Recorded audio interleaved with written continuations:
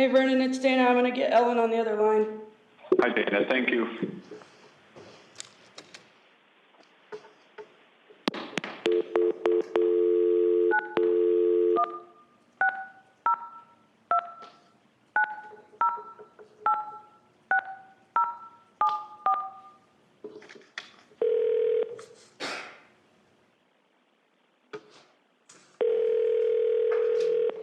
This is Ellen. Hey Ellen, it's Dana. I'm gonna link you guys together and then Judge is in here. Thank you.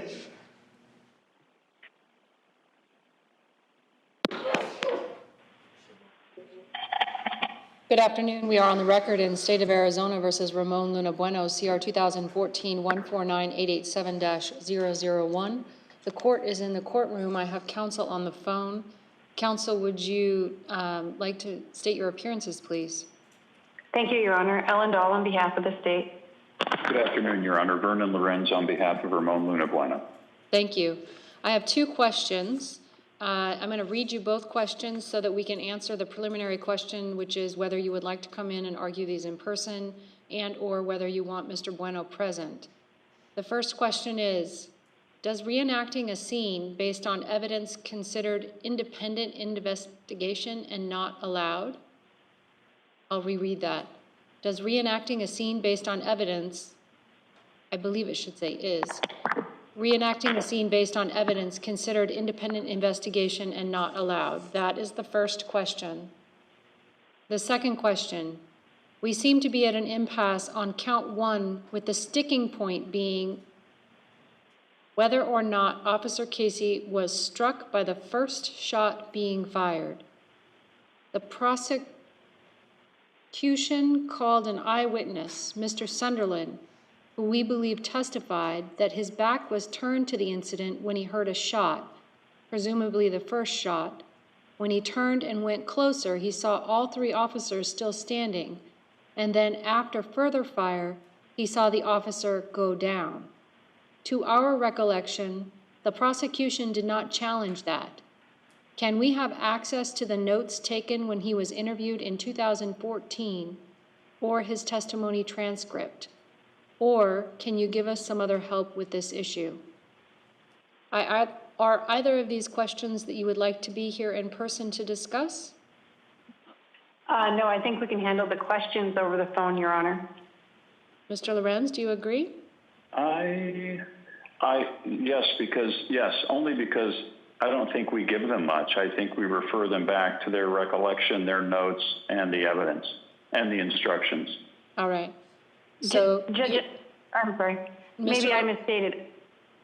I think we can handle what our response should be, but, for example, how to answer question 1 and 2, and it is my request that they clearly want to have additional argument on number 2. The second question, and that my request is that we be allowed 5 minutes to argue that issue. okay, well, let's first use the numbers that I'm going to put on the forms. Okay. The first question I read you is number 5. The second question I read you is number 4, just for purposes of our conversation and a clean appellate record. So, Mr. Lorenz, do you want Mr. Bueno here to argue these, or do you want to discuss them over the phone? Judge, I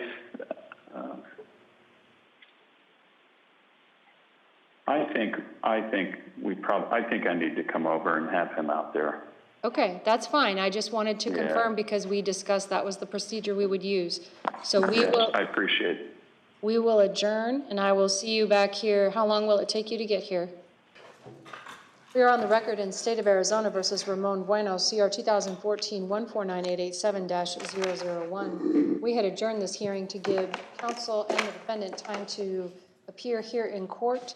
Let the record reflect that everyone is here in person. The jury is not present. Counsel, let's take the questions in order of difficulty. We'll start with question number 5. Question number 5, does reenacting a scene based on evidence considered independent investigation and not allowed? Any comment from the state on the question? Judge, it is appropriate and fine. It happens in every jury room and every city, county, state, and federal courtroom. Your Honor, I'm aware of no case law to the contrary. I think it's how jurors deliberate every day. Okay. So no objection to that. The answer I'm going to write is that it is allowed, and leave it at that.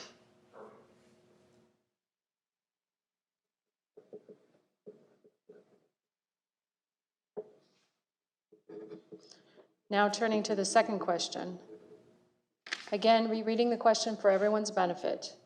We seem to be at an impasse on count 1, with the sticking point being whether or not Officer Casey was struck by the first shot being fired. The prosecution called an eyewitness, Mr. Sunderland, who we believe testified that his back was turned to the incident when he heard a shot, presumably the first shot. When he turned and went closer, he saw all 3 officers still standing, and then, after further fire, he saw the officer, quote, go down, close quote. To our recollection, the prosecution did not challenge that. Can we have access to the notes taken when he, and I read that he to be Mr. Sunderland, was interviewed in 2014, or his testimony transcript? Or can you give us some other help with this issue? The state's perspective, please. Judge, pursuant to Rule 22.3A, repeating testimony.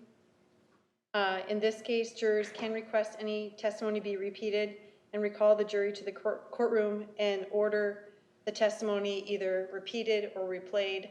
Obviously, we have one of the best court reporters here, or we could use the FTR. Either way, that is one option.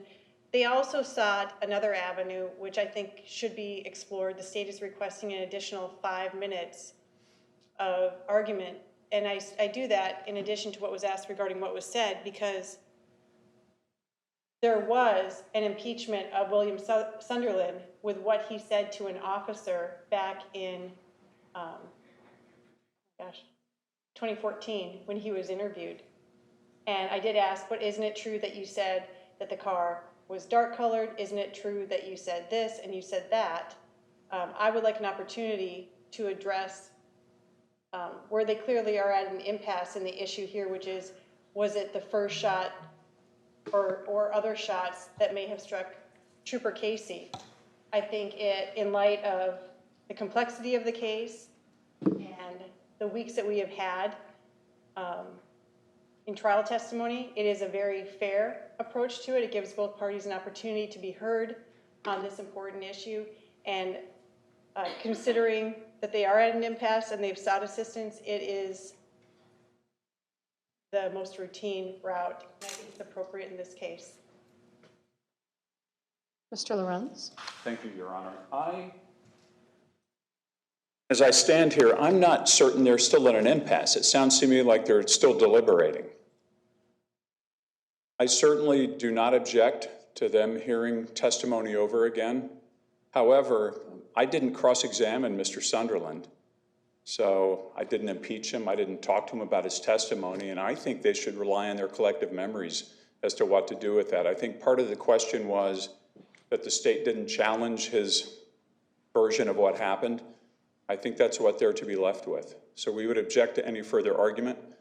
We don't object to them having some testimony repeated. I think they clearly need it. I think the rule that Ms. Dahl cites applies. And beyond that, we think that's where it should be left. Thank you. Thank you. All right, Ms. Dahl? Judge, I simply wanted to cite the authority for my request for additional argument, Rule 22.4. Thank you. Okay.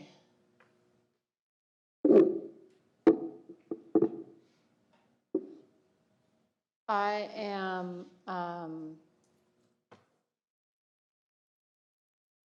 willing to offer to the jury that if they would like to rehear the testimony of Mr. Sunderland, the court will bring them back in and play that testimony.